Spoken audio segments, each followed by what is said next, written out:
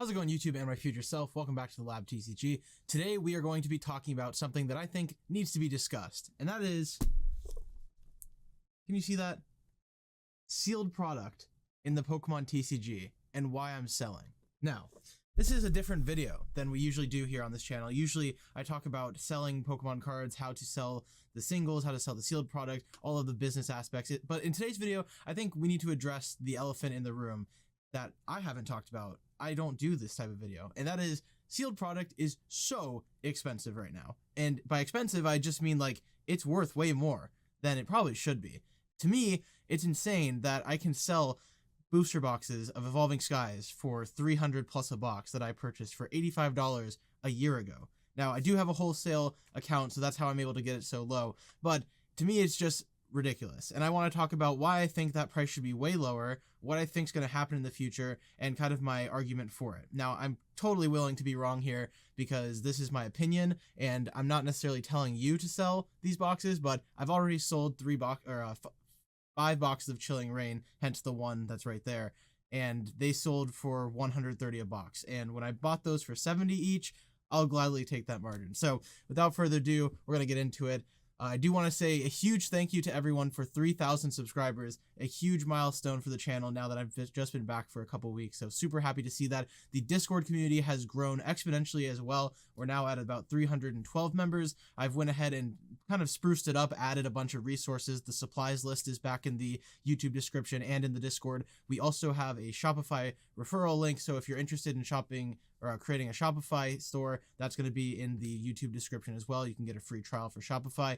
But yeah, thank you guys so much for the growth. Memberships are coming soon, and so are live streams, so be tuned for that. But without further ado, let's talk about booster boxes and sealed product right now. So as of the time of making this video, it is Sunday, January 15th. And these are the current prices. So in the future, we can review this video and see if I'm right or wrong, if I made the right decision. So in no particular order, Chilling Reign is selling for $131 a booster box, and these are from reputable sellers, gold sellers on TCG Player. I didn't take anyone that doesn't have a gold star on TCG Player, so just if the prices are a little different, that's why. So Chilling Reign, $131.85. Evolving Skies, $347.99. The lower is more like $300, but again, verified sellers. Brilliant Stars, $194. Fusion Strike, $130. Astro Radiance, $118.95.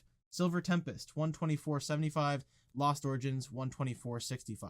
To me, these are the booster boxes that stood out the most. When you go back in time, it makes more sense that some of those boxes are more expensive when Sword and Shield base that's been out for years at this point is eclipsing that 180-200 mark or more. To me, that makes a lot of sense. It's kind of gone and forgotten about. But these sets, these are more recent. These are sets that have been released in the past year or two. And to me, it's insane that some of these boxes are selling for above $144 MSRP. Now, why is this crazy to me? Well, in April 2023, the rotation for the Pokemon trading card game is going to occur. Now, this rotation is going to get rid of the sets that come before Shining Fates, and although that's not how they announced it, it removes the cards with the Regulation D mark on the card. So if you look at your Pokemon cards, in the bottom near the sets number, there is a mark that essentially says like this is a D card, an E card, a C card, and that's used for the rotation to make sure that the competitive play keeps the card pool correct. In this case, in April 2023, they're going to be removing Sword and Shield base set, Rebel Clash, Shining Fates, and so any of the other sets that fall in between that, Vivid Voltage and Darkness Ablaze were the two I was blanking on. But they're going to be removing all of those sets. Those cards will no longer be competitively viable. Now, speaking from experience, I've played the competitive Pokemon card game for 6, 7, 8 years at this point, depending on how you slice it with COVID. And every time these sets rotate, the cards that are in them fall in value. Mostly the trainers, like the bulk cards. You know, Drizzile, the Sword and Shield base set common, uncommon that you know, that's selling for $3 a card or used to be $5, $6 a card. That's not going to be the case anymore. Drizzile will plummet to a 25-cent common, uncommon, like every other card in those sets that are not competitively playable. So when rotation occurs, as long as Expanded isn't brought back, most of these cards are going to be worthless, which changes bulk. It changes how you should be thinking about it, but that's kind of the main premise here. So those sets, it makes sense. Like those sets should probably continue to stay out of print because the cards are no longer going to be played in the Pokemon card game that thousands of players play in these tournaments. But when we're looking at the future of rotation, you know, you're looking at Battle Styles, Chilling Reign, Fusion Strike, Lost Origin, Evolving Skies, the list goes on. Now you start to see a problem. The boxes that are very expensive are the sets that are not being printed right now, hence the increase in price. So the Pokemon Company is not printing these current rotation Pokemon booster boxes that the competitive cards are in.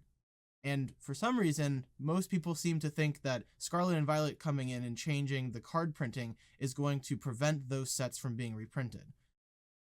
This is where I would state my opinion. I disagree. I think as long as those sets are in rotation, they will continue to be printed. As long as the sets are viable, they will continue to push out products so that competitive players have the products they need. When you go to the store, you want to be able to find Evolving Skies packages so that you can find the competitive cards that are good. In the coming months, the Umbreon VMAX that has Bright Look, which is essentially switch one of your opponent's active Pokemon with their bench Pokemon, could become very good. And if there's no Umbreon Vs to be sold or booster boxes to pull them from, there's kind of an issue. So I think it's in Pokemon's best interest to start reprinting some of this product. And this is why I'm selling. It's my belief that as the game starts to switch rotation in April, everyone's going to want those cards from these newer sets, and that's going to leave us with booster boxes that are way too high for the average person to buy. So here's my test.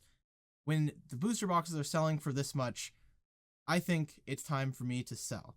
I have a low cost of acquisition on these products, anywhere in the $70 range, which is a collection that I bought out from someone locally, up to 90, 100 I think on some of them, depending on how the distributors allocated them to me. And if you're like me and you were able to snap up some of these boxes for 90, 100, 85 back when Chilling Reign was everywhere and you could find it, your cost is in the green right now. You could sell these things and turn a profit.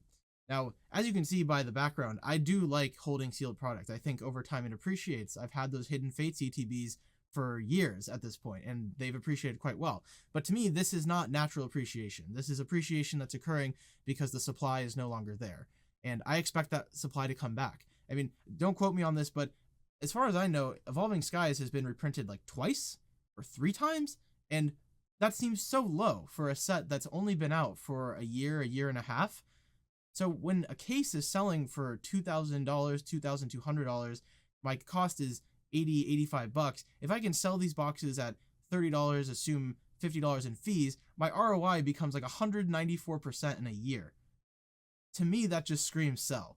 I mean, I expect this set to get reprinted at least once more, and you guys know what happens when sets get reprinted. The prices fall. If you've been in the Pokemon hobby for a little bit, you know that when a set gets reprinted, stuff starts to fall. And if we take a look at the competitive card game, they reprint promos. Or competitive cards as promos. Sometimes prices get really high on cards, and then they'll reprint them as promos, and then all of a sudden the prices tank. For example, Dedenne GX. Dedenne GX used to be a pretty expensive card, and by expensive in Pokemon, I mean like $20. It used to be a $20 card, maybe even higher, I can't exactly remember, but then they made the alternate art Dedenne in the trainer toolkit. Now if you were to go look at Dedenne GX, it's no longer competitively viable, but it's like $5. I think you can buy the alternate arts for $1, and they routinely do this. If you take a look at maybe a more recent example, Palkia V-Star. I think Palkia V-Star on release was closer to $40, and now that there's the Palkia tournament collections, the card value is tanked. Similarly with Arceus, when Brilliant Stars first came out, the Arceus V-Star was $40, $50. Now Arceus V-Star has a premium collection, they've reprinted the card, there's more in supply, so you kind of get the gist here. As things get reprinted by the Pokemon Company, their value starts to fall. And when these sets that haven't even been out for a year, I mean, Silver Tempest has been out for a couple months, and it's already at $124. And I think $124 is a fine price point for a box like that, but I guess the main offenders here are like Brilliant Stars and Evolving Skies are the boxes where I'm just kind of like, that's a red flag, like $180 for a box of Brilliant Stars. I should be selling. And I do want to make the point clear that I'm selling this because this was product that I anticipated holding on to. And when I'm already achieving some of the price targets that I wanted to get out of holding this stuff a year into having it, 2 years into having it, to me, I just expect to be able to acquire this product again at a lower price. And I've actually done this before. I purchased a case of Evolving Skies a couple months after Evolving Skies was released, and if I recall correctly, the box value had jumped pretty significantly at the time of its release at that time. And I took that opportunity as like, well, they've only printed Evolving Skies once. I don't understand why a couple months later the box is already way more valuable than it should be.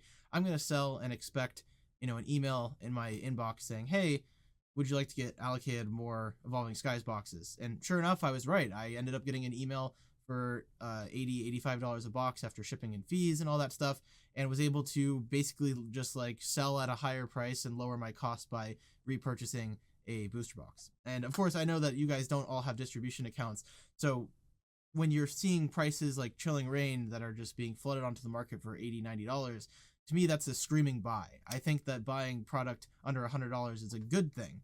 So I'm not entirely surprised that Chilling Reign is not $100, but I'm more surprised that it's a standard legal set that is, creeping up in value. So again, Chilling Reign, it's not really my concern, but like Brilliant Stars at $194 and Evolving Skies at $347, to me that is pretty crazy. So that's my take on it. I'm gonna see how this plays out in the future. I'll definitely make a video to see, was I right, was I wrong. We'll see the selling price. So far I've sold those Chilling Reign booster boxes at $130, but I want to take this moment to kind of talk about rotation a little bit, because we've already kind of gone over my thesis. That was like the main thing of the video that I wanted to cover, but to go a little bit deeper on the rotation thing, I think this is a unique experience as someone that's played the competitive card game. The rotations in the Pokemon trading card game, usually they happen yearly.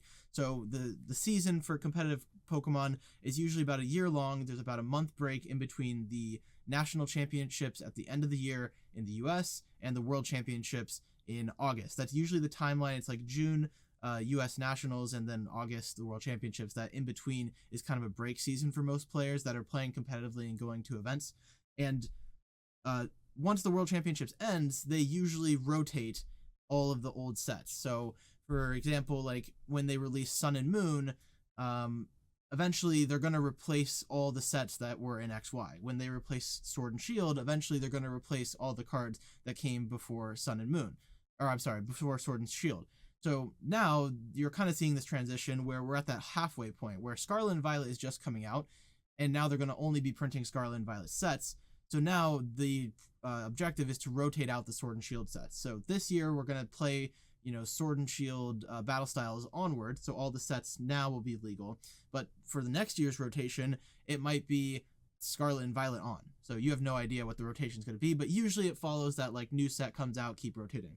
And with COVID and the pandemic, competitive play was stopped, and we're actually in an interesting position where like Sword and Shield sets probably should have rotated a little bit earlier this year in August after the World Championships in 2022, but they decided not to rotate since the card pool hadn't been played with in so long with the lack of in-person events.